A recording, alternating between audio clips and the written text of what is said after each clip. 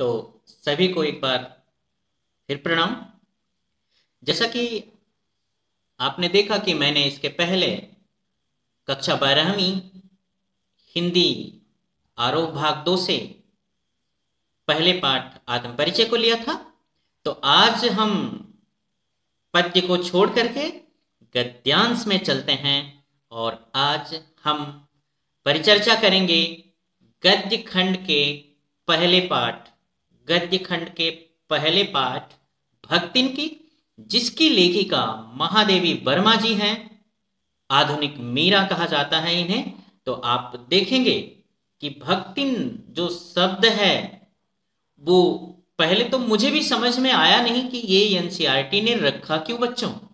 लेकिन जब पूरा पाठ खत्म हुआ तो मुझे लगा कि वास्तव में भक्तिन पाठ अपने आप में बहुत महत्वपूर्ण पाठ है, क्योंकि भक्तिन पाठ जो समाहित किया हुआ है नारी परिवेश में, आधुनिक परिवेश में भी कुछ घरों को छोड़ करके हमारे समाज की जो रूढ़िवादिता है, जो पुरुष प्रधान हमारा ये देश है, जो नारी की इज्जत करना बहुत कम जानता है, ऐसी परिस्थिति से लड़ती हुई ये भक्तिन, जिसका बचपन का नाम लक्ष्मी है, वह संघर्ष, दृढ़ प्रतिज्ञ, अपने आप को झंझावत में भी दृढ़ रखते हुए समाज का, अपने रिश्तेदारों का बड़ी ही कठोरता से और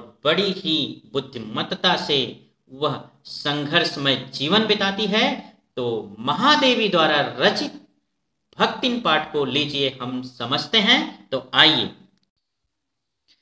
तो नमस्कार, मैं सत्यनारायण गुप्ता आज कक्षा 12वीं आरोह भाग 2 के गद्य खंड को लेकर के प्रस्तुत हुआ हूं, जिसमें गद्य खंड में पहला पाठ भक्तिन है और इसकी लेखिका आधुनिक मीरा कही जाने वाली महादेवी वर्मा जी हैं। इसमें भक्तिन महिला को लेकर के महादेवी वर्मा जी लोगों को, समाज को सोचने के लिए मजबूर कर देती हैं कि आधुनिक समय में भी नारी के ऊपर किस तरह से अत्याचार हो रहा है। वहीं वो भक्तिन के रूप में ये भी दिखाती हैं कि भक्तिन जैसी सशक्त नारी समाज का किस तरह से सामना करती है। तो पाठ के सारांश को मैंने 2 भागों में बांटा है।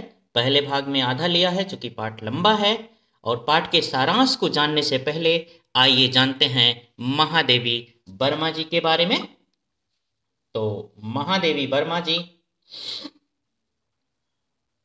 का जन्म उत्तर प्रदेश में 1907 में हुआ था। 9 वर्ष की ही आयु में इनका विवाह हो गया था, परंतु इनका अध्ययन चलता रहा। 1932 ईस्वी में इन्होंने इलाहाबाद से संस्कृत में एमए की परीक्षा उत्तीर्ण की और प्रयाग महिला विद्यापीठ की स्थापना करके उसकी प्रधानाचार्य के रूप में कार्य करने लगी। इनका कार्य क्षेत्र बहुमुखी रहा है। इन्हें 1952 ईस्वी में उत्तर प्रदेश की विधान परिषद का सदस्य मनोनीत किया गया। 1983 ईस्वी में यामाकृति पर इन्हें ज्ञानपीठ पुरस्कार से सम्मानित किया गया। साहित्य का ज्ञानपीठ पुरस्कार बहुत माना जाना पुरस्कार है बच्चों। उत्तर प्रदेश हिंदी संस्थान ने भी इन्हें भारत भारती पुरस्कार से सम्मानित किया और इनकी मृत्यु 1987 में हो गई। इनकी कुछ रचनाएं हैं, जिसमें काव्य संग्रह के निहार, रश्मि, नीरजा, यामा, दीप शिखा, संस्मरण में, अतीत के चलचित्र, स्मृति की रेखाएं, पथ के साथी, मेरा परिवार, निबंध संग्रह इन्होंने जो लिखा है, श्रृंखला की कड़िया, आपदा, संकल्पिता, भारतीय संस्कृत के स्वर। तो अब हम इस पाठ के कुछ कठिन शब्दार्थ यहाँ दिए हुए हैं, हम समझते हैं, उसे बताने की जरूरत नहीं है। आपको जहां भी कठिन शब्द लगे और उसका अर्थ ना समझ में आए तो आप इस शब्दार्थ को देख लीजिएगा। तो आइए चलते हैं हम पाठ के सारांश की तरफ। तो पाठ का सारांश, भक्तिन महादेवी जी की प्रसिद्ध संसरणात्मक रेखा चित्र है जो स्मृति की रेखाएं में संकलित है। इसमें लेखिका ने अपनी सेविका भक्तिन के अतीत और वर्तमान का परिचय देते हुए उसके व्यक्तित्व का दिलचस्प खाका खींचा है। महादेवी के घर में काम शुरू करने से पहले उसने कैसे एक संघर्षशील, स्वामिनी और कर्मठ जीवन जिया, कैसे पितृसत्तात्मक मान्यताओं और छल दंभ भरे समाज में और अपनी बेटियों की हक की लड़ाई लड़ती रही, और हार कर कैसे जिंदगी की राह पूरी तरह बदल लेने के निर्णय तक पहुंची, इसका संवेदनशील चित्रण लेखिका ने किया है इस पाठ में। तो बच्चों, भक्तिन लेखिका के जीवन में आकर छा जाने वाली महिला थी। वह किसी भी परिस्थिति में लेखिका को खुश कर लेती थी। उसके बहुत सारे आयाम जो अनछुए हैं, जो लेखिका के दिल को भी छू लेते हैं। तो कवियत्री लेखिका महादेवी वर्मा जी बताती हैं कि भक्तिन का कद छोटा व शरीर दुबला था, उसके होंठ पतले थे, वह गले में कंठी माला पहनती थी। उसका नाम लक्ष्मी था, परंतु लेखिका से यह नाम प्रयोग न करने की प्रार्थना की। उसकी कंठी माला को देखकर लेखिका ने उसका नाम भक्तिन रख दिया। सेवा धर्म में वह हनुमान से स्पर्धा करती थी।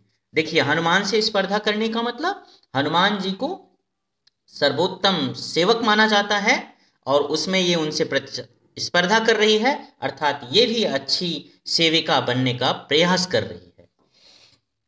तो उसके अतीत के बारे में यही पता चलता है कि वह ऐतिहासिक झूसी बच्चों इलाहाबाद में है कि गांव के प्रसिद्ध अहीर की इकलौती बेटी थी। उसका लालन पालन उसकी सौतेली मां ने किया था। 5 वर्ष की उम्र में ही इसका विवाह हड़िया भी इलाहाबाद में है, एक स्थान का नाम है, गांव में एक गोपाल पालक के पुत्र के साथ कर दिया गया था। 9 वर्ष की उम्र में गौना हो गया।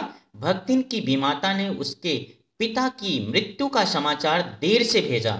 सास ने रोने पीटने के अपशगुन से बचने के लिए उसे पीहर मीन्स नैहर यह कहकर भेज दिया कि वह बहुत दिनों से नहीं गई है।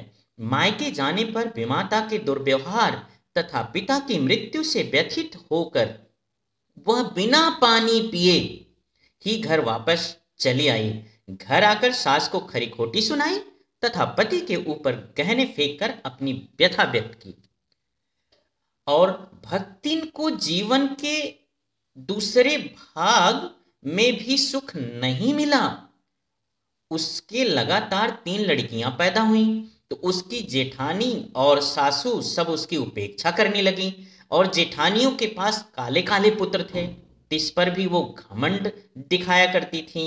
और लेखिका की जो पुत्री हुई उसकी बड़ी प्रताड़ना हुई बच्चों। लोग उससे कूटना, पीसना, खाना बनाना और सारे कार्य उसी से लेते थे। जेठानियों के लड़कों को तो दूध भात और अच्छे खाने मिलते थे, जबकि भक्तिन को काले गुड़ की डली मट्ठा तथा लड़कियों को चने बाजरे की घुघरी मिलती थी। इतनी प्रताड़ना होती थी उनकी। लेकिन एक ही अच्छी चीज थी वहां, उसका पति उसे प्रेम करता था। पति प्रेम के बल पर ही वह अलग हो गई। अलग होते समय अपने ज्ञान के कारण उसे गाय भैंस, खेत खलिहान, अमराई, पेड़ आदि ठीक ठाक मिल गए। परिश्रम के कारण घर में समृद्धि आई। पति ने बड़ी लड़की का विवाह धूमधाम से किया। इसके बाद वह 2 कन्याओं को छोड़कर चल बसा। इस समय भक्तिन की आयु मात्र 29 वर्ष की थी। उसकी संपत्ति देखकर परिवार वालों के मुंह में पानी आ गया। मुंह में पानी आना एक मुहावरा है जिसका अर्थ होता है लालच आना। उन्होंने दूसरे विवाह का प्रस्ताव किया तो भक्तिन ने स्पष्ट मना कर दिया। उसके केस कटवा दिए तथा गुरु से मंत्र लेकर कंठी बांध ली। उसने दोनों लड़कियों की शादी कर दी और पति के चुने दामाद को घर में रख लिया। जीवन के तीसरे परिच्छेद की बात अगर हम बच्चों करें तो यहां तक तो रहा। तीसरे परिच्छेद में भी दुख ने उसका साथ नहीं छोड़ा, दुर्भाग्य उसका पीछा करता रहा। उसकी लड़की भी विधवा हो गई। परिवार वालों की दृष्टि उसकी संपत्ति पर थी। उसका जेठ अपनी विधवा बहन के विवाह के लिए अपने तीतर लड़ाने वाले साले को बुला लाया, क्योंकि उसका विवाह हो जाने पर सब कुछ उन्हीं के अधिकार में रहता। भक्तिन की लड़की ने उस वर को नापसंद कर दिया। माँ बेटी मन लगाकर अपनी संपत्ति की देखभाल करने लगी। तो इस तरह से आपने देखा कि अभी पहला भाग हमने लिया है, उस अपनी संपत्ति का देखभाल कर रही हैं। तो आगे हम देखते हैं कि क्या होगा, हम आगे के वीडियो में लेके चलेंगे। लेकिन हम समझते हैं कि आपने हमारे पाठ को कितना समझा, इसलिए हम आपके लिए 4 प्रश्नों को लाए हैं। पहला है, भक्तिन दिखने में कैसी थी? सुना आपने? भक्तिन दिखने में कैसी थी? भक्तिन के नाम, उसके जीवन में क्या विरोधाभास था? मैं एक हिंट दे दे रहा हूं आप। नाम उसका लक्ष्मी था, लेकिन वो लक्ष्मी क्यों बुलाना पसंद नहीं करती थी? भक्तिन की बीमाता ने उसके पिता की मृत्यु का समाचार देर से क्यों भेजा? अगला अंतिम प्रश्न, भक्तिन ने अपने पिता की मृत्यु पर किस प्रकार दुख व्यक्त किया? तो बच्चों, आज हमारा यह भक्तिन पाठ का पहला वीडियो है। मैं बस 2 से 3 घंटे में दूसरा वीडियो भी बना के आपके सम्मुख प्रस्तुत करूंगा। हमें आशा है कि यह आपको पसंद आया होगा। तो हमारा दूसरा वीडियो आपके सामने जल्द ही। आपको लगा होगा कि मैंने ये पाठ आधे पे ही क्यों छोड़ दिया। तो बच्चों, ऐसा नहीं है, पाठ बहुत लंबा था, इसीलिए हमने इसके 2 भाग किए। पहले भाग में हमने भक्तिन के परिचय को बताया, किस तरह से उसकी शादी होती है, बेटियां भी किस तरह से विधवा होती हैं, उसके घर में आती हैं।